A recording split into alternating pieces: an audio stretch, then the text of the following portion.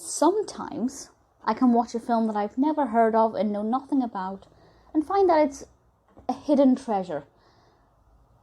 Sometimes I can watch a film I've never heard of and quickly realise that there's a reason why I've never heard of it.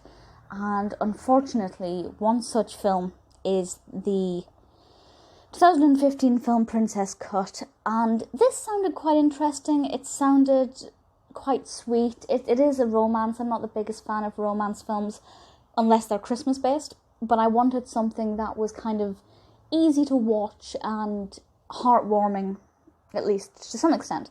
And I will say that the moral here, the message and the narrative itself are all quite interesting. But the protagonist is the most annoying person I've ever seen in any film. And nothing to do with the acting is fine. I just feel like the character is really poorly written. She feels believable, but she feels like an exceptionally irritating person who really doesn't seem to be living in this century. Now, I have to point out that this is quite heavily a religious film.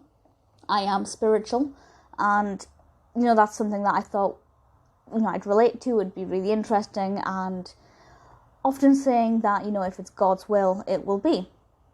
And that aspect of it I love. I also love the fact that this film, which is about a girl who meets a boy and she doesn't know what she wants in life, and, there are potential other suitors as well, very traditional, typical story, it takes a slightly different approach in the sense that Grace, our protagonist, is not ready for a full-on relationship with the main prospective love interest, and that's fine.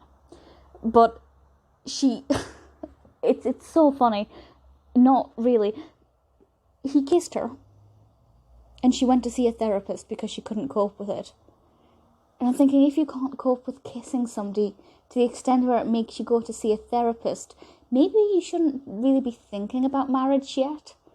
I think there are probably underlying issues there, but the film was just like that all the way through, where the character kept making the most ridiculous decisions and being just so out of touch with reality. It's like, well, if you don't like it, why do you need to go out with him? What are you going on about? So her actions just didn't seem realistic. The character herself seemed believable. I believe that there could be a character like that. But I feel like if her actions are like that, there would be an underlying issue. And I think there is something here, but it's obviously quite a relaxing film with, although a pretty important message about waiting until you're ready, it does have a really pathetic protagonist who is just ridiculous. I understand the concept. It's telling us through this protagonist that if she doesn't feel ready for intimacy, that is completely okay. And que sera, sera, when the time is right, you will meet somebody or you'll finally feel ready.